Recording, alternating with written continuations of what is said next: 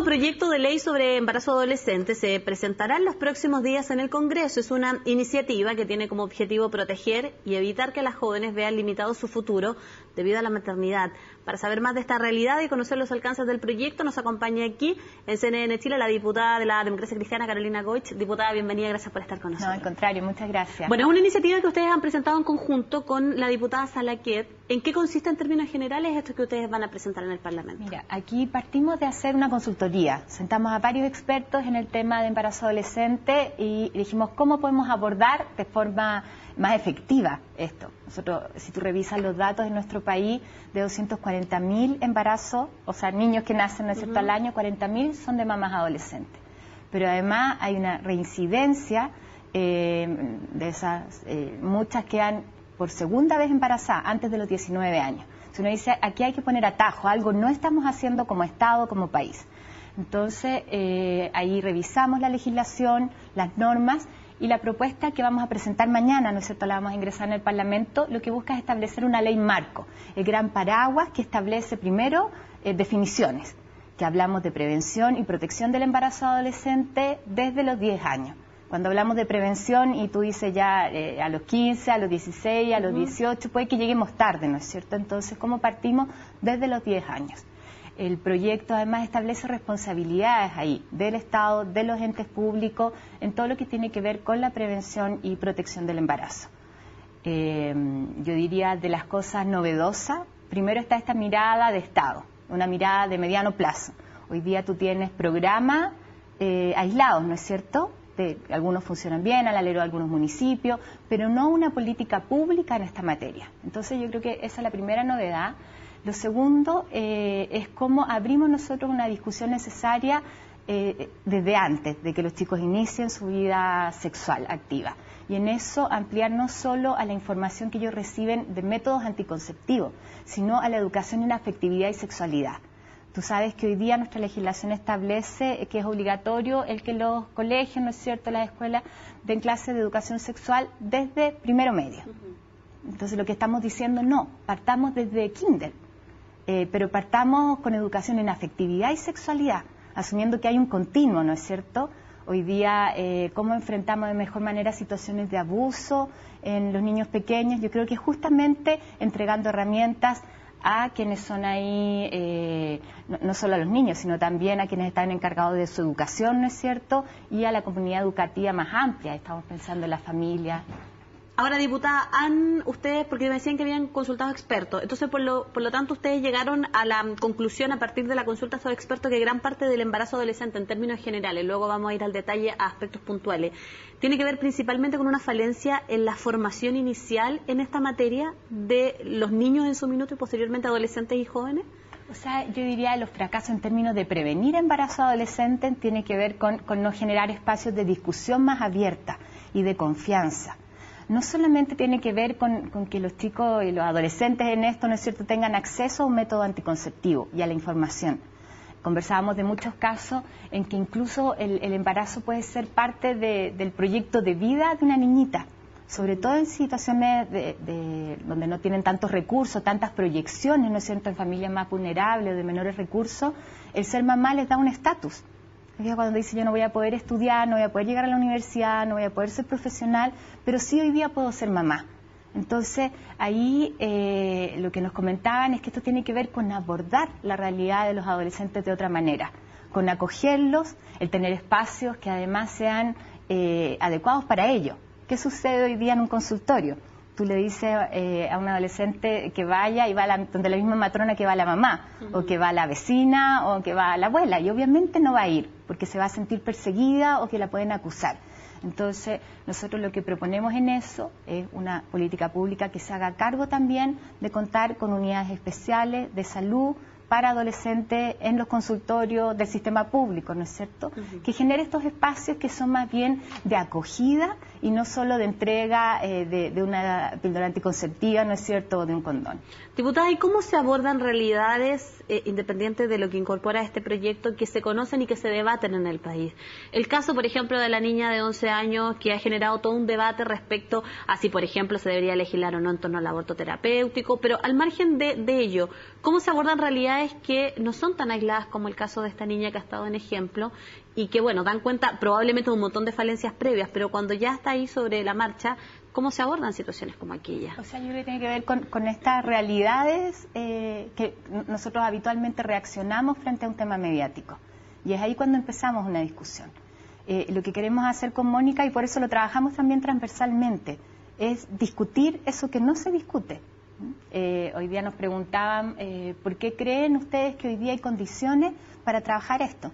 Cuando, no sé si te acuerdas, las famosas JOCAS, ¿no es cierto? Sí. Las JOCAS hace muchos años no se pudieron realizar y esos eran encuentros para conversar sobre afectividad y sexualidad. ¿Cuál es el resultado de haber cerrado esos espacios? Es que tú no entregas los elementos para la prevención.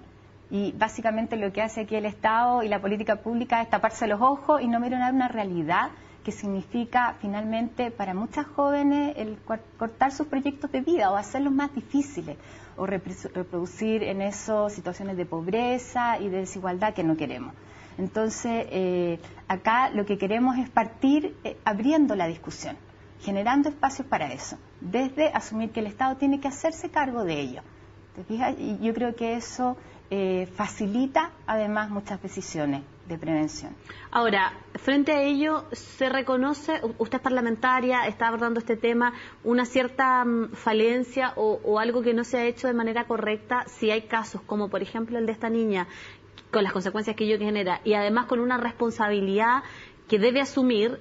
Y bueno, al margen del debate que se pueda generar sobre si debería o no seguir adelante con su embarazo, hablaba el otro día también con algunos expertos y decían, bueno, estamos preparados para dar lo que necesita esta niña que está embarazada a los 11 años, no solo en términos de atención médica, sino que también en términos de contención y en el desarrollo de su vida que va a ser bastante larga. Por eso te digo, acá lo importante es cómo, y por eso la necesidad de una ley, cómo el Estado se hace cargo. Porque tú dices hoy día, por ejemplo, el tema de salud mental, el apoyo psicológico no existe en la red de salud. Entonces, ¿de qué manera tú puedes apoyar a una niñita en estas situaciones? O a una chica que queda embarazada. Yo creo que en eso nosotros tenemos un diagnóstico que es bastante claro y que además es público, te fijas que está hoy día, tenemos los datos, lo que uno quisiera romper es el inmovilismo, que se da más bien porque estos temas son tabú o porque están muy cruzados por las concepciones ideológicas y no hemos sido capaces de plantearlo como un tema de política pública. Y eso yo diría que es el gran aporte que estamos haciendo en esta ley. Hagámonos cargo, definamos además mecanismos desde el ámbito de educación, desde el ámbito de salud, pero definamos también un presupuesto que nos permita, en la ley, ¿no es cierto?, de presupuesto que vamos a discutir en los próximos meses, contar con los recursos para hacer seguimiento a los programas, para establecer indicadores y para ver su eficacia. Porque si no, muchas veces nos quedamos en declaraciones, pero en la práctica no estamos generando los espacios para la prevención. Ahora, este proyecto usted lo hacen como una ley marco, ¿no es cierto?, para comenzar a debatir y hablar sobre el tema, independiente de las posturas que puedan surgir. Lo hace en conjunto con la diputada Salaquet, que ella es de otro conglomerado y de otro partido. En ese sentido, esta transversalidad al presentarlo, ¿le da opciones positivas en el Parlamento? Yo no sé si ella, por ejemplo, la comentó, si lo pudo conversar con alguien del gobierno, si habrá algún tipo de patrocinio. Efectivamente, o sea, Mónica es una diputada de la UDI, yo soy de la Democracia Cristiana y mañana va a llevar la firma de prácticamente todas las bancadas, porque además creemos que esa es la forma en que podemos avanzar, asumiendo esto como un tema de política pública más que como un debate ideológico. O sea, hoy día hay una realidad de cerca de 40.000 niñas que requieren de protección. Algo está pasando porque son 4.800, cerca de 5.000 de ellas se vuelven a embarazar por segunda vez, antes de los 19 años, y 600 de ellas por tercera vez. ¿Entiendes? Entonces, yo creo que los datos hoy día tienen que movilizarnos y eso requiere de una mirada de mediano plazo. No solamente, como comentábamos, la reacción frente a un determinado caso.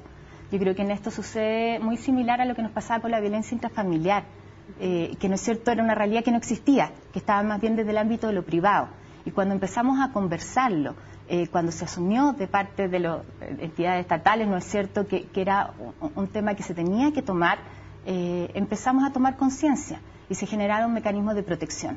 Me parece que en esto tenemos que hacer el mismo camino y en eso hay que sin duda derribar barreras que nos han impedido generar espacios abiertos de conversación, generarlo en términos también de vínculos de confianza con los adolescentes, que no se sientan agredidos o que tú estás imponiendo en estas formas de hacer, sino que tengan espacios de acogida, y yo estoy segura que esa es la mejor forma de prevenir probablemente embarazos no deseados. ¿Qué pasa con las oportunidades de jóvenes como las que estamos mencionando, de adolescentes en muchos casos, cuando hay dos factores que además se suman a esto?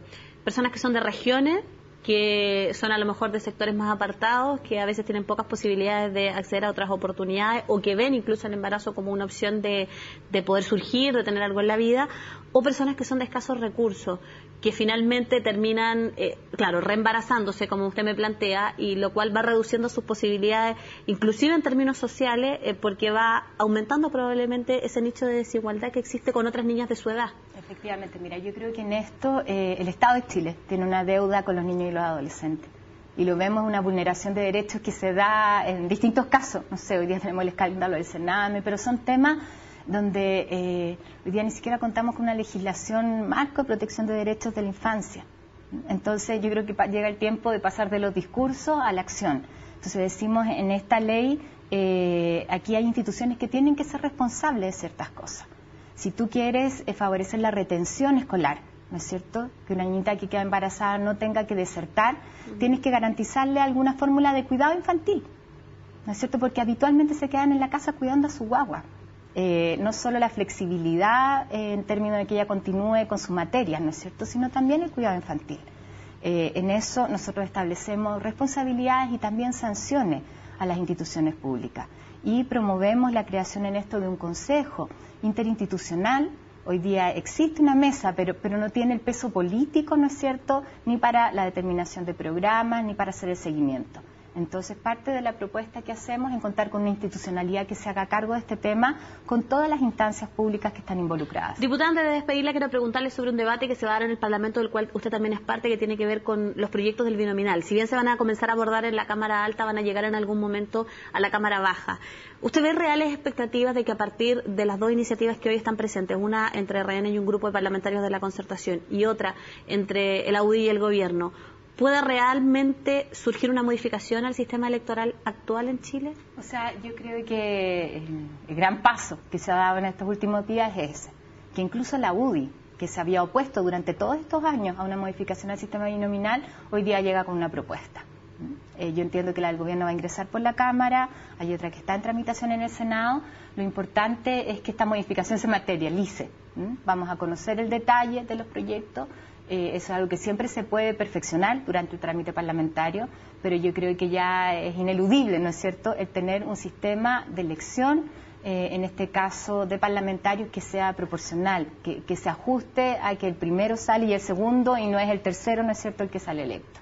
Hay una discusión, he dicho que ojalá sea dentro del marco de la cantidad de diputados y senadores que existen, pero lo importante es que este entusiasmo que hemos visto efectivamente se materializa en un cambio al sistema binominal. Diputada Carolina Goich, le quiero agradecer mucho por estar con nosotros acá en CNN Chile.